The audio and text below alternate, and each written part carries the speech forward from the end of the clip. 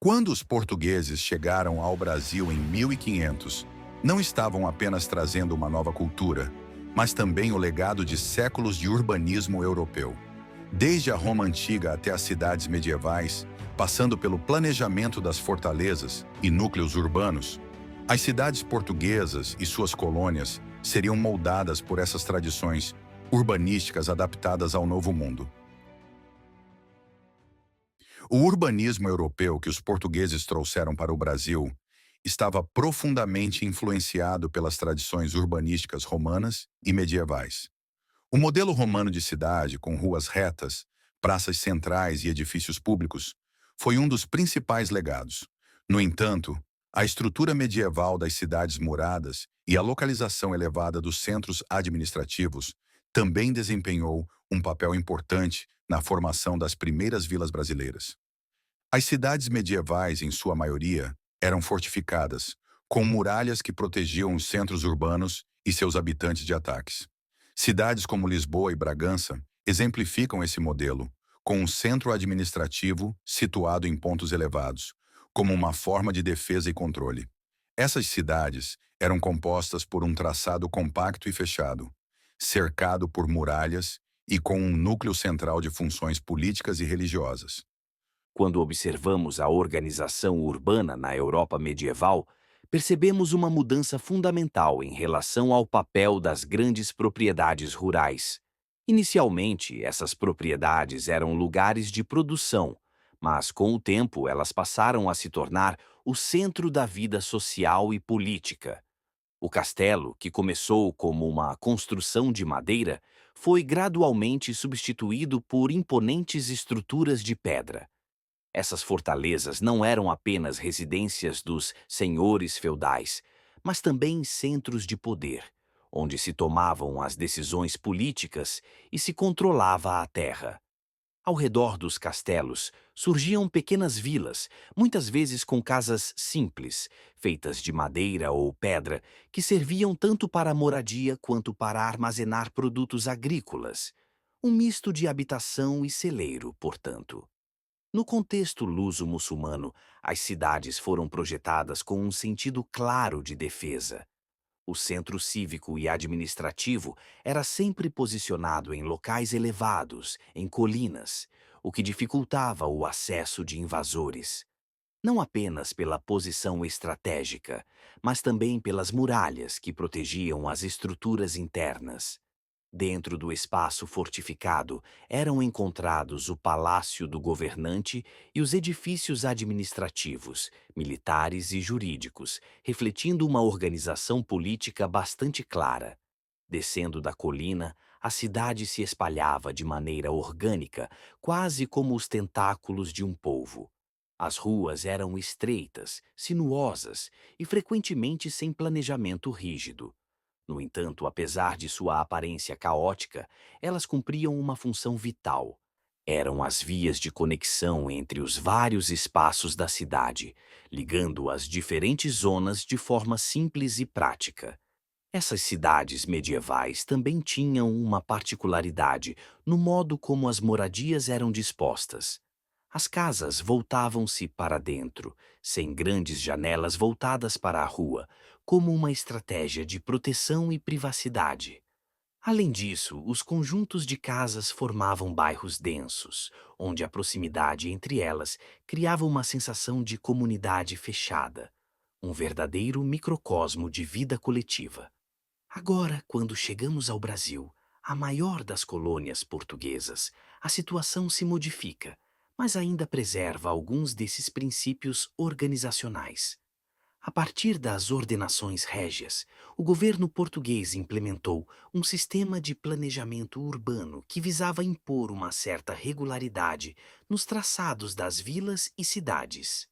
Com isso, foi estabelecido o uso da geometria como uma ferramenta racional para ordenar o crescimento das novas cidades. Esse novo modelo de organização urbana adotava o conceito de zoneamento cartesiano. As ruas e praças eram traçadas de forma rigorosa, formando grandes eixos de circulação que facilitaram o controle e a administração das áreas urbanas. O que é interessante aqui é que, ao contrário da espontaneidade das cidades medievais europeias, no Brasil, esse planejamento geométrico tinha uma função além da convivência. Ele facilitava o controle militar e a ação das autoridades contra o povo nas ruas. As novas cidades, com suas ruas largas e retas, eram concebidas para minimizar os esconderijos, como becos ou vielas, que poderiam ser usados para a resistência. Portanto, o desenvolvimento urbano nas colônias portuguesas, especialmente no Brasil, foi marcado por um movimento de reordenação do espaço, com a geometria servindo tanto para a racionalidade administrativa quanto para o controle social. Com o Tratado de Tordesilhas, em 1494, Portugal e Espanha dividiram as terras do Novo Mundo. O Brasil, situado a leste da linha divisória, tornou-se uma colônia portuguesa. Esse acordo definiu não só os limites territoriais, mas também o início da colonização, que traria consigo modelos urbanos e sociais europeus para o Brasil. As capitanias hereditárias, fundadas em 1534, dividiram o Brasil em grandes porções de terra, cada uma com uma missão de colonização e exploração. Algumas das primeiras vilas, como São Vicente, surgiram dentro desse contexto, estabelecendo núcleos urbanos que, ao longo dos anos, cresceriam e se diversificariam em outras regiões. As capitanias hereditárias foram um dos primeiros métodos de colonização utilizados no Brasil no início do século XVI, uma estratégia que buscava facilitar a ocupação e o desenvolvimento das terras recém-descobertas.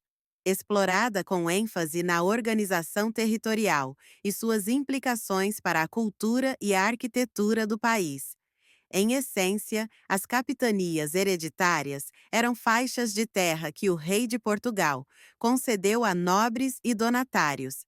Esses indivíduos tinham a responsabilidade de colonizar, povoar e administrar essas áreas, assim como de promover a exploração econômica, especialmente através da agricultura e da extração de recursos naturais.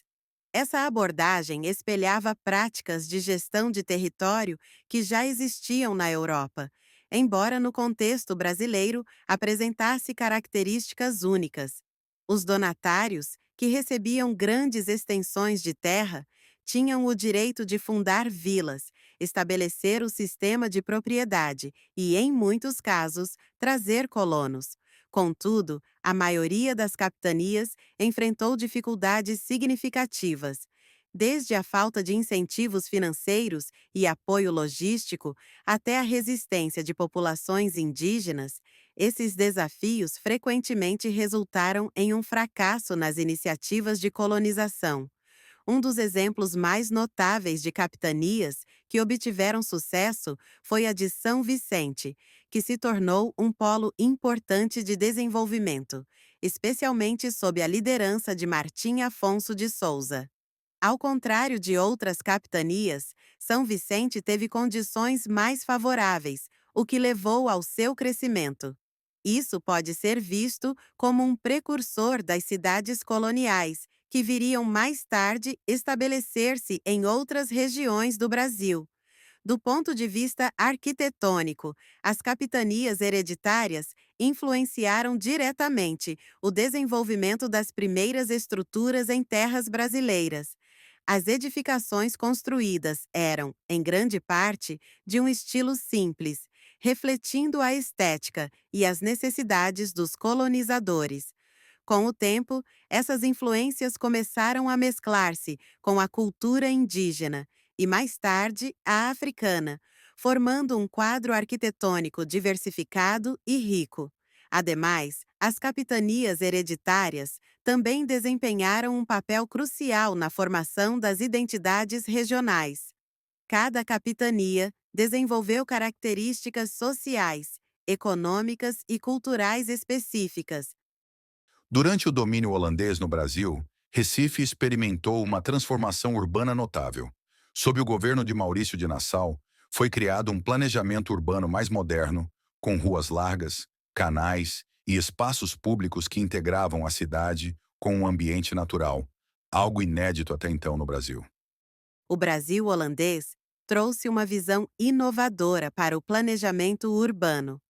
Recife foi um dos primeiros exemplos de integração entre natureza e arquitetura, com o uso de canais e grandes praças públicas. A arquitetura da época incorporou esse novo conceito de espaços abertos, com uma organização mais clara. A descoberta de ouro no final do século XVII levou a um rápido crescimento das cidades mineiras. A mineração e o luxo gerado pela riqueza do ouro deram origem a um urbanismo barroco, com praças centrais, igrejas grandiosas e ruas estreitas que se adaptavam ao relevo montanhoso. Entre 1698 e 1711, o Brasil passou por uma verdadeira revolução com a descoberta do ouro. Foi um momento que mudou completamente a dinâmica de ocupação do território. Regiões até então pouco habitadas se tornaram o foco de intensa movimentação humana, e vilas surgiam quase que do dia para a noite. Mas o mais curioso é como, à medida que o ouro de aluvião, aquele encontrado nos leitos dos rios, se tornava escasso, a atenção se voltava para as minas subterrâneas. Isso levou à formação de arraiais e, em muitos casos, ao desaparecimento rápido de vilas que não conseguiam sustentar o boom econômico. Essa reorganização territorial veio acompanhada de um rigoroso controle por parte da coroa portuguesa. O primeiro Código Mineiro, de 1603, já trazia regras para a exploração, mas foi em 1720 que novas diretrizes realmente apertaram o cerco. Isso gerou tensões profundas, culminando na Revolta de Felipe dos Santos. Essa revolta, ocorrida em Vila Rica, atual Ouro Preto, foi uma resposta direta à opressão portuguesa e ao sentimento de injustiça diante de medidas que sufocavam a população local. A revolta também marca um ponto interessante. As vilas que prosperaram durante esse período muitas vezes atraíam não apenas mineradores e comerciantes, mas também governadores e artistas, transformando-se em verdadeiros polos culturais e administrativos. Uma característica que diferencia essas cidades do interior das litorâneas é a ausência de muros. No litoral, as cidades precisavam se proteger de invasores externos, como piratas. Já no interior, a ameaça era diferente, geralmente de grupos indígenas ou bandos armados. Isso levou à criação de núcleos urbanos protegidos por fortalezas improvisadas, mas, ainda assim, o foco era no desenvolvimento em torno das minas. Para escoar o ouro extraído, foram abertas estradas que conectavam essas cidades ao litoral, como a famosa Estrada Real, que se tornou um verdadeiro corredor econômico da época. Apesar de toda a riqueza gerada, há um paradoxo evidente. O ouro beneficiava pouco o próprio Brasil. Grande parte dele seguia diretamente para os cofres portugueses. E o que Portugal fazia com esse ouro? Usava para pagar dívidas e importar produtos da Inglaterra, além de financiar grandes projetos, como a reconstrução de Lisboa após o terremoto de 1755. O Brasil, que era a fonte dessa riqueza, viu muito pouco desse ouro ser reinvestido em sua infraestrutura ou desenvolvimento econômico. Essa falta de reinvestimento criou um vácuo que impactaria o país por décadas, se não séculos, marcando uma dependência econômica que só se agravaria ao longo do tempo. Portanto, o ciclo do ouro não foi apenas uma era de grande prosperidade, mas também de desigualdade e exploração. Ele moldou o Brasil não só geograficamente, mas também social e economicamente, deixando um legado de contrastes que ainda ecoa na nossa história. O ideal anticolonizador no Brasil começou a se formar de maneira lenta e a partir de insatisfações locais, mas foi ganhando força com o tempo, influenciado por ideias iluministas e eventos como a independência dos Estados Unidos. No início, as revoltas tinham foco mais econômico e regional, como a Guerra dos Emboabas, entre 1708 e 1709, em que paulistas e portugueses disputaram o direito à exploração do ouro. Ainda não havia, naquele momento, um desejo de romper com o regime colonial. mas já era evidente a tensão entre os interesses locais e os da coroa. Com o avanço das ideias iluministas, chamadas na época de ideias francesas, e o descontentamento com a política fiscal portuguesa, surgiram revoltas como a Conjuração Mineira, em 1789. Essa revolta foi motivada pelo abuso da derrama, uma cobrança brutal de impostos sobre o ouro, estabelecida pelo Marquês de Pombal. Quando a produção de ouro caiu, o governo português ainda exigia a mesma quantidade de impostos, o que levava a invasões em casas e confiscos de bens para garantir o pagamento. Embora liderada por membros da elite, como Tiradentes, a Conjuração Mineira mostrava o início de uma resistência organizada contra a exploração colonial. Já a Conjuração Baiana, em 1798, foi mais popular e influenciada diretamente pelos ideais de liberdade e igualdade da Revolução Francesa. Com forte participação de negros alforriados, escravizados e trabalhadores humildes, defendia não apenas o fim da opressão portuguesa, mas também a abolição da escravidão e a igualdade entre todos. Apesar de ambas as revoltas terem sido reprimidas, elas evidenciavam o crescente descontentamento da população com o domínio português. A Revolução Pernambucana, de 1817, é outro marco importante. Nessa época, Dom João VI havia trazido a corte portuguesa ao Brasil, transformando o Rio de Janeiro no centro do império. Embora a cidade tenha recebido melhorias, como o Jardim Botânico e a Biblioteca Nacional, isso aconteceu às custas de outras regiões, como Pernambuco, que já enfrentava uma crise econômica com a queda da produção açucareira. A revolta pernambucana foi uma resposta direta ao aumento dos impostos e à centralização do poder político no Rio. Esses movimentos, mesmo que não tenham alcançado seus objetivos imediatos, prepararam o terreno para a independência em 1822. Eles mostravam que a população, das elites aos trabalhadores, já não estava disposta a aceitar o domínio colonial, seja por motivos econômicos, políticos ou ideológicos. Era o início da construção de uma nova identidade para o Brasil, que culminaria na separação definitiva de Portugal. Com a chegada da corte portuguesa ao Brasil, o Rio de Janeiro se tornou a capital do Império Português.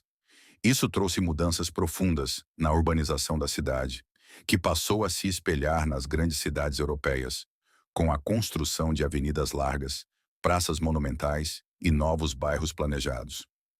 O fim do período colonial também significou o fechamento das cidades muradas, como Salvador, Recife e São Luís, que até então eram protegidas por muralhas contra invasões. Com a independência, essas cidades começaram a se expandir para além de suas muralhas, refletindo as mudanças políticas e sociais. A configuração urbana das primeiras cidades brasileiras foi fortemente influenciada pela necessidade de adaptação ao clima, relevo e funções econômicas de cada região. As cidades coloniais surgiram como centros administrativos, comerciais e religiosos, sempre com a presença de praças e igrejas no centro, uma característica essencial do urbanismo português. Quando falamos sobre a organização urbana no Brasil colonial, percebemos que ela foi influenciada por uma mistura de heranças medievais, tradições renascentistas e adaptações locais. No início, os colonos portugueses trouxeram consigo a memória de suas vilas de origem.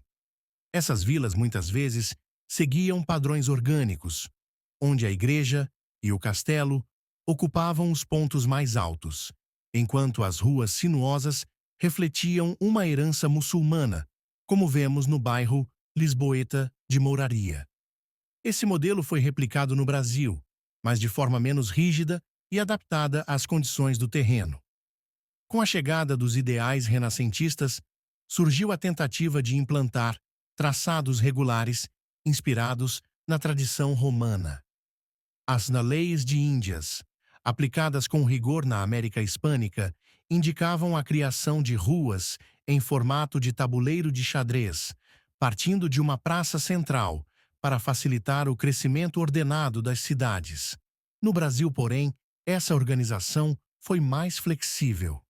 Colonos portugueses, frequentemente sem formação técnica, adaptavam-se ao relevo e às condições locais.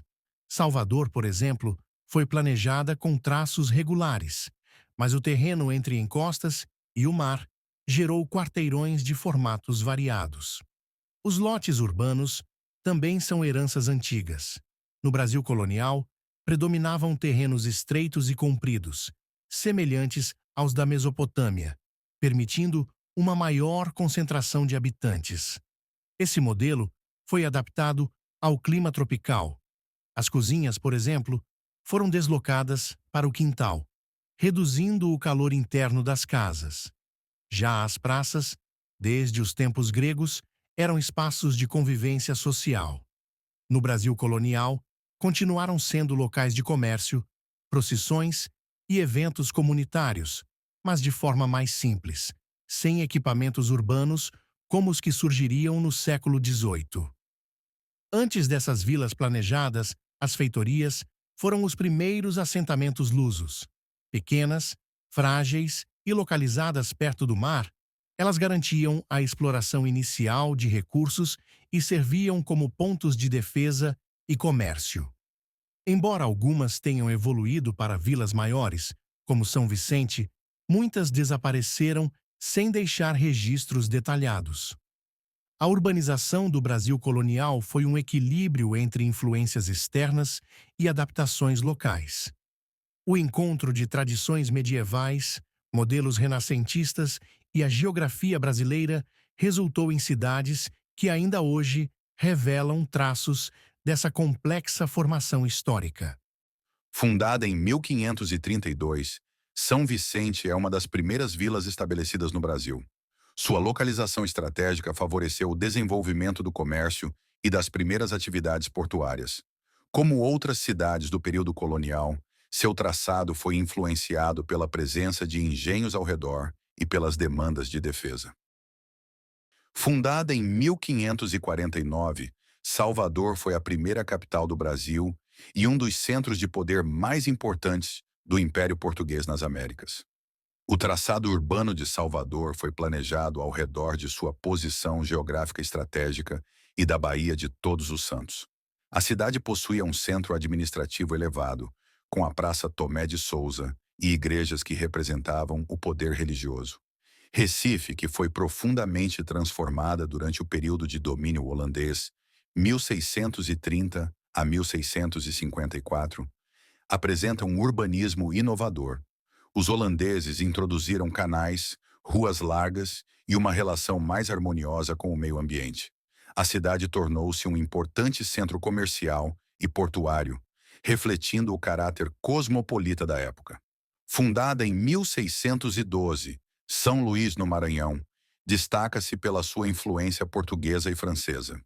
O plano urbanístico da cidade é centrado em uma estrutura adaptada ao seu relevo, com ruas estreitas e um centro de poder situado em uma área elevada, característica das cidades coloniais. Fundada em 1667, Paraty se caracteriza por um traçado urbano regular e bem planejado, com ruas em ângulo reto e praças centrais. A cidade foi um ponto importante para o comércio do ouro e do café, conectando o interior de Minas Gerais ao litoral. Com a chegada da corte portuguesa em 1808, o Rio de Janeiro passou a ser a capital do Império Português. A cidade, que até então tinha um urbanismo simples, começou a receber grandes transformações. A presença de palácios, teatros e praças públicas transformou a cidade em um centro cosmopolita. Das aldeias indígenas às grandes cidades coloniais, o urbanismo brasileiro foi uma mistura de influências europeias, adaptadas ao clima e ao contexto local.